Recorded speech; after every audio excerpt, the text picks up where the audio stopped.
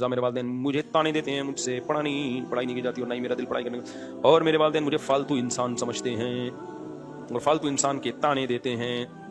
तो पढ़ लो, क्या जा रहा है? जाहिर है तुम बाद में क्या कुदाल चलाओगे क्या? पढ़ने के बाद शुरू में टेंशन है, पूरी जिंदगी क्या है? आसान। और अगर नहीं पढ़ा अभी मजे हैं, पूरी जिंदगी टेंशन। इल्ला ये कि कोई बिजनेस कर रहा हो आज से, नॉर्मली फिर वो मजदूरी की तरफ जाएगा। और पढ़ाई में खूब समझ लें, जो दिल नहीं लगता, बस ये बात करके बात खत्म करता हूं, होता यह है कि बच्चों को वो कुछ पढ़ाया जा रहा होता है जो उनकी समझ में नहीं आ रहा होता। हमारे साथ ये हुआ था स्कूल में।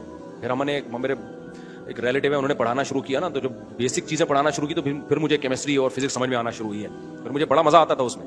तो ये मैं भुगता हुआ हूँ। होता यह है कि बच्चे की बेस ही नहीं बनी हुई होती और उसको आगे की चीजें पढ़ाई जा रही होती हैं।